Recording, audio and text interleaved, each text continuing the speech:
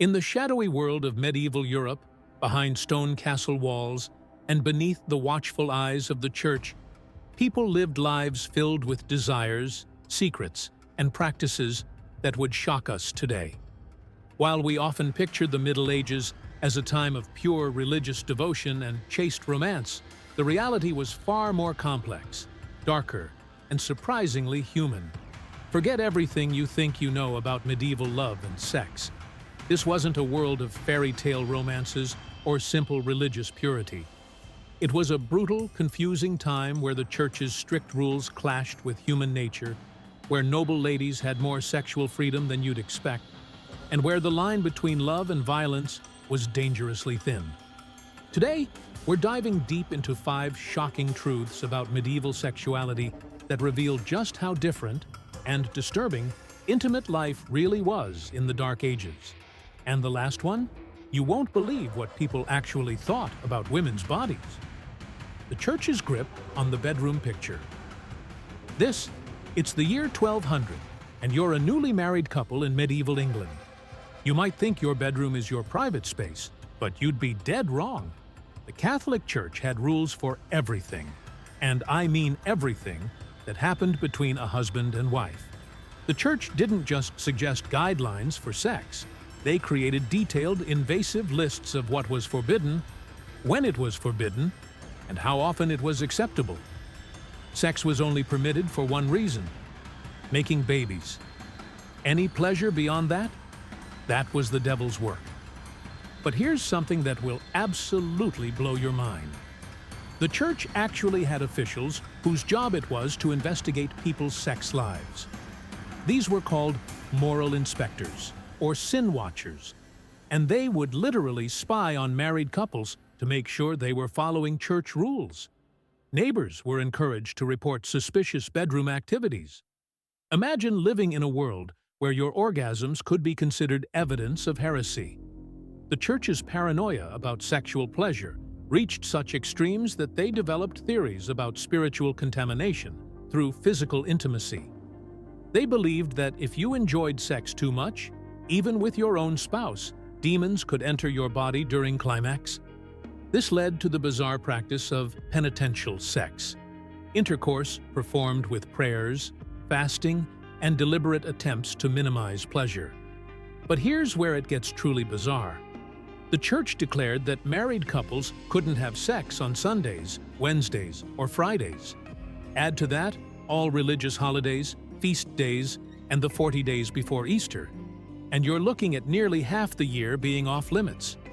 Oh, and don't even think about it during your wife's menstruation, pregnancy, or while she's breastfeeding.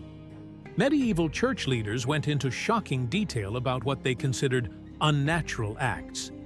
Any position other than what they called the missionary position was considered sinful. They believed that if a woman was on top, it disrupted the natural order of male dominance that God intended. Even more disturbing, they thought certain positions could create deformed children, or worse yet, produce offspring with sinful tendencies. The church's obsession with controlling sexuality reached its peak with the creation of penitential books, detailed guides for priests hearing confession. These books listed every possible sexual sin and assigned specific punishments. Having sex while your wife was menstruating? 7 days of fasting. Oral sex. 3 years of penance. The most extreme punishments were reserved for what they called sodomy, which could mean anything from homosexual acts to anal sex between married couples. But here's where it gets truly insane. Some of these penitential books included illustrations. Yes, medieval priests had detailed drawings showing exactly what sexual positions were forbidden, supposedly to help them identify sins during confession.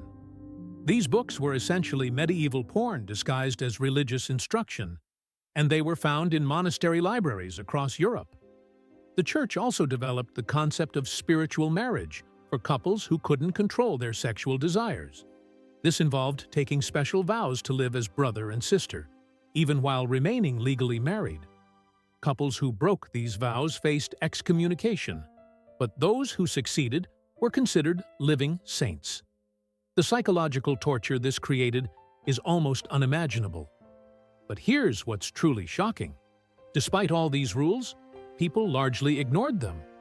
Medieval records show that illegitimate births were common, prostitution flourished, and even the clergy, who were supposed to be celibate, often had wives, mistresses, or both. The gap between what the church preached and what people actually did was enormous. In fact, medieval church records reveal some of the most scandalous behavior you could imagine. Priests regularly kept concubines, who were euphemistically called housekeepers. Some monasteries operated more like exclusive brothels for wealthy patrons than houses of worship. The Abbey of Saint Denis in France was so notorious for sexual misconduct that it was investigated multiple times by papal authorities, who found evidence of orgies, homosexual relationships, and even sexual rituals that mixed Christian and pagan elements. The Church's attempts to enforce celibacy among clergy created a black market for sexual services within religious communities. Monastery records show payments to women for laundry services and special prayers, obvious code words for sexual encounters. Some abbesses became wealthy by essentially pimping out nuns to visiting bishops and wealthy donors. Medieval people developed an entire underground vocabulary for discussing forbidden sexual acts. They created coded language that allowed them to confess sexual sins without explicitly describing them. And priests developed their own secret terminology for recording and discussing sexual transgressions. This linguistic creativity shows just how determined people were to maintain their sex lives despite religious oppression. The Church tried to control even the timing of sexual desire. They taught that lust was one of the 7 deadly sins, but they also recognized that sexual desire was natural. This created a confusing message. Sex was necessary for procreation, but dangerous for the soul. Medieval people lived in constant tension between their natural impulses and religious guilt. Marriage in the Middle Ages wasn't about love. It was about survival, power, and property. And when it came to sex, medieval marriages operated under rules that would horrify us today. First, let's talk about age. While we often hear about child marriages in medieval times, the reality was more complex but still disturbing. The Church set the minimum age for marriage at 12 for girls and 14 for boys. But noble families often arranged marriages much earlier for political reasons. These children weren't expected to consummate the marriage immediately, but the pressure was real. What's truly shocking is how medieval society viewed marital rape. The concept simply didn't exist. Once a woman was married, her body legally belonged to her husband.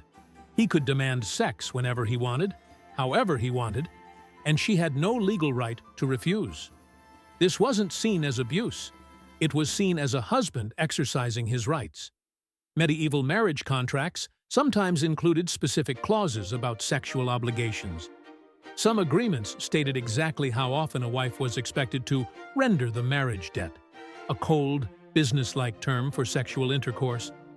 Failure to meet these obligations could be grounds for annulment, and the blame almost always fell on the woman. But here's where things get complicated. Medieval women, particularly noble women, had some surprising forms of sexual agency. If a husband was impotent, a wife could petition the church for an annulment. These cases required public testimony and sometimes even physical examination by church officials.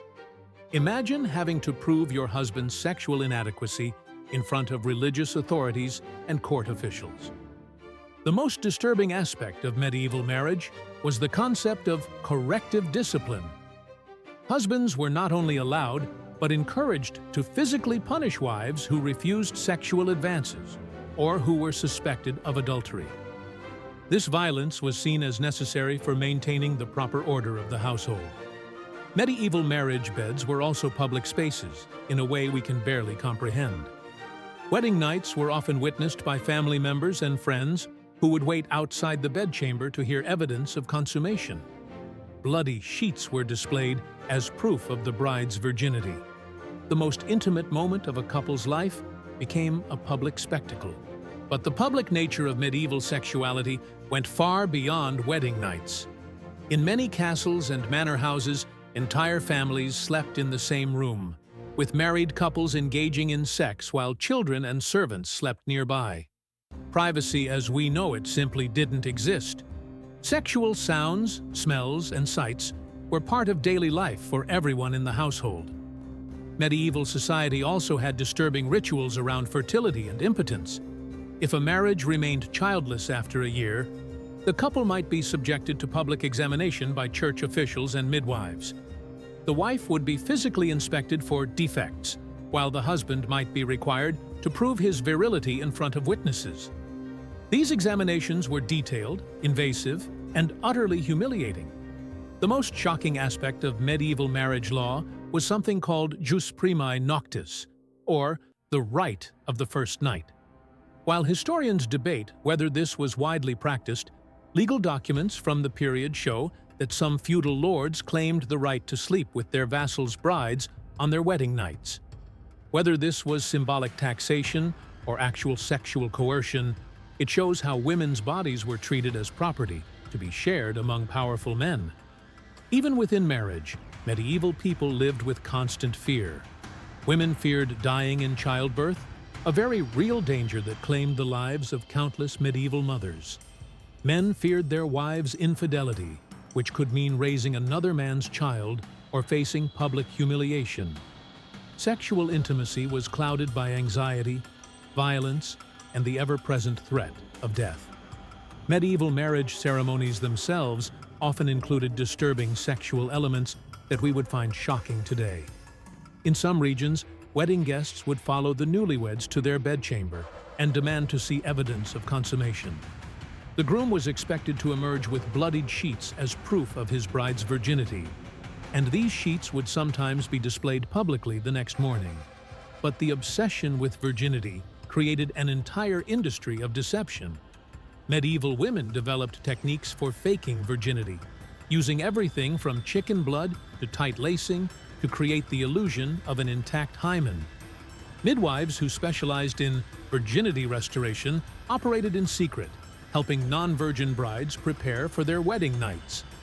This underground economy shows how women fought back against impossible sexual standards.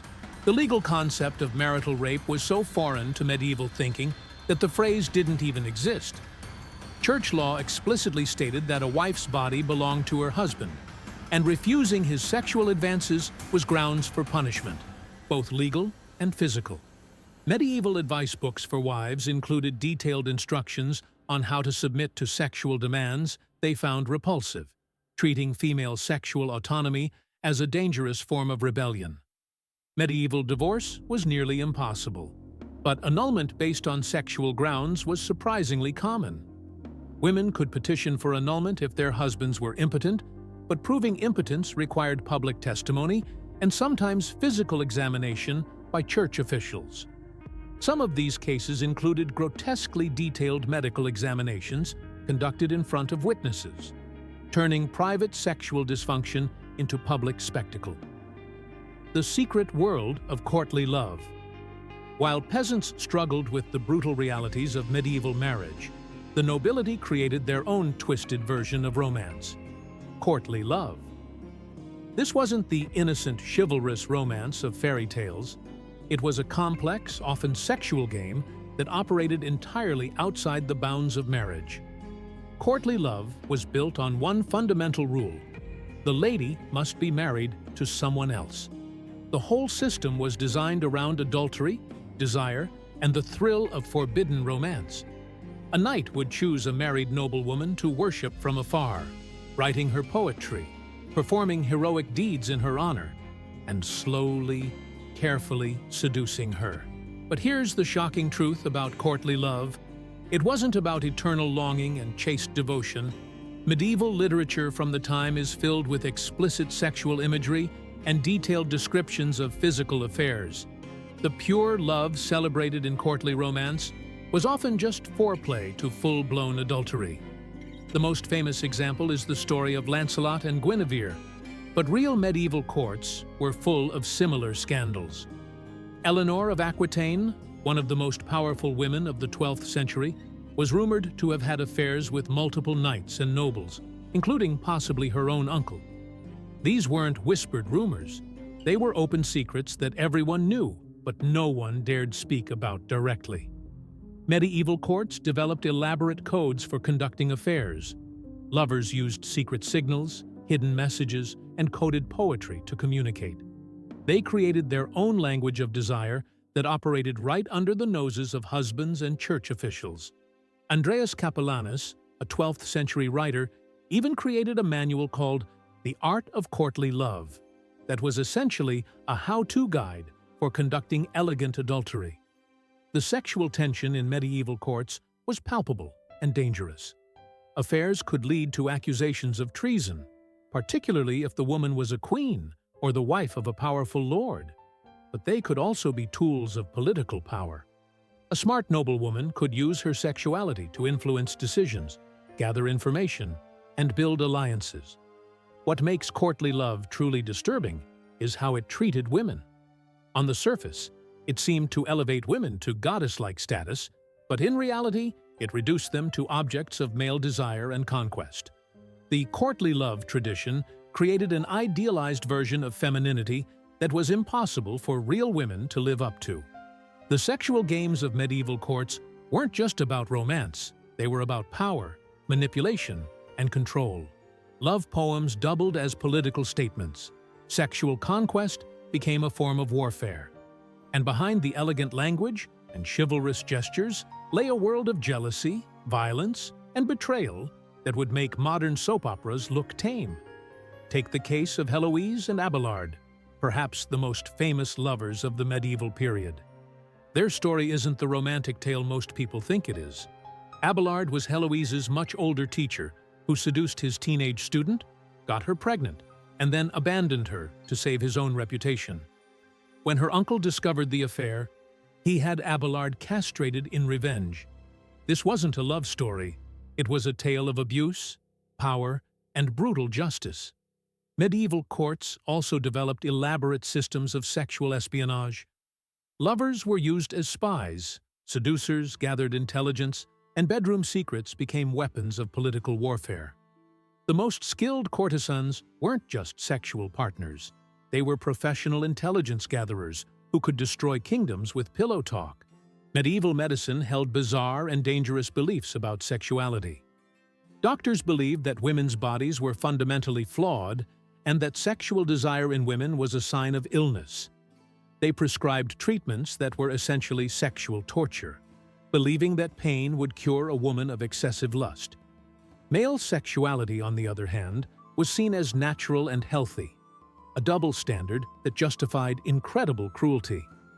Perhaps most shocking of all was the medieval practice of bundling, a courtship ritual where unmarried couples were allowed to sleep in the same bed, separated only by a wooden board or fully clothed. This practice, common in rural areas, was supposed to allow couples to get to know each other while maintaining chastity. In reality, it led to high rates of premarital pregnancy and forced marriages. Medieval sexual culture also included practices that blur the line between medicine and torture. Women who were deemed too lustful could be subjected to treatments that involved inserting cold metal objects into their bodies, burning herbs applied to sensitive areas, or being forced to wear spiked chastity devices. These weren't punishments for crimes. They were medical treatments for what doctors saw as sexual illness. The medieval underworld of sexuality extended into the realm of sexual slavery. While outright slavery was less common in medieval Europe than in other periods, sexual bondage was widespread. Captured enemy women, orphaned girls, and the desperately poor could find themselves trapped in situations that were essentially sexual servitude, with no legal recourse and no hope of escape. Medieval cities also had surprising regulations about sexual behavior. Many towns had official sex schedules that dictated when prostitution could occur, what types of sexual services could be offered, and even what clothing sex workers had to wear to identify themselves. These regulations were enforced by civil authorities, not just church officials, showing how deeply sexuality was woven into medieval governance. The medieval sex trade was far more organized and regulated than most people realize. Major cities like Paris, London, and Florence had designated red light districts with their own courts, laws, and tax systems. Prostitutes were required to register with city authorities, undergo regular health inspections, and pay special taxes. Some cities even issued licenses for brothel operation, treating sexual services as just another form of commerce. But the darker side of medieval prostitution reveals the brutal realities of sexual exploitation. Many sex workers were essentially slaves, sold into the trade as children by desperate parents, or captured during wars and raids. The life expectancy of medieval prostitutes was shockingly low. Most died before age 25 from disease, violence, or the harsh conditions of their trade. Medieval attitudes toward homosexuality were complex and contradictory. While the Church officially condemned all same-sex relationships, historical evidence suggests that homosexual behavior was relatively common and often tolerated, especially among the upper classes. Medieval literature is filled with homoerotic themes, and some of the period's most celebrated relationships were between same-sex partners. The most famous example is the relationship between King Richard the Lionheart and Philip II of France. Contemporary chroniclers described their relationship in explicitly romantic terms, noting that they ate from the same dish and slept in the same bed and showed each other such favor that it seemed they were of one heart and mind. While historians debate the exact nature of their relationship, it's clear that intense same-sex bonds were not uncommon among medieval rulers. Medieval monasteries were particularly notorious for homosexual relationships. Despite vows of chastity, monks often formed romantic partnerships that were open secrets within their communities. Some monasteries developed elaborate systems of romantic courtship that mirrored the courtly love traditions of secular society. These relationships were sometimes celebrated in secret poetry and art that has survived to this day. To truly understand medieval sexuality, you need to understand how completely different their view of the human body was from ours. Medieval people lived in a world where medical knowledge was mixed with superstition, where the body was seen as both sacred and sinful, and where beliefs about sex and reproduction were so bizarre they're almost impossible to believe. Let's start with what medieval people thought about women's bodies. According to medieval medical theory, women were essentially defective men. They believed that women had the same sexual organs as men, just inverted and hidden inside the body. This wasn't metaphorical. They literally thought that if a woman got hot enough, her internal organs would pop out, and she would become a man. Medieval doctors believed that women needed to have orgasms to get pregnant. This led to the disturbing medical recommendation that if a married woman wasn't conceiving, her husband should work harder to pleasure her. But it also meant that if a woman became pregnant from rape, medieval society assumed she must have enjoyed it. This victim blaming was built into their understanding of biology itself. The medieval obsession with bodily fluids reached truly bizarre levels when it came to sexuality. They believed that sexual thoughts could literally poison the blood, that looking at beautiful women could cause men to waste away from desire, and that certain combinations of bodily humors could make people irresistibly attractive or utterly repulsive. Medieval people were convinced that sexual position during conception determined the child's personality and appearance. Have sex while the woman is menstruating? The child would be born with red hair and a violent temper. Conceive during a thunderstorm? Your baby might be born with supernatural powers. These beliefs turned every sexual encounter into a high-stakes gamble with cosmic consequences. What's truly shocking is how medieval medicine treated sexual dysfunction. For men experiencing impotence, doctors recommended everything from wearing wolf testicles as amulets to consuming powdered rhinoceros horn. Women who complained of low sexual desire were sometimes subjected to treatments that were essentially medieval conversion therapy, designed to make them more submissive and sexually available. Medieval people believed that sexual desire was controlled by the planets and stars.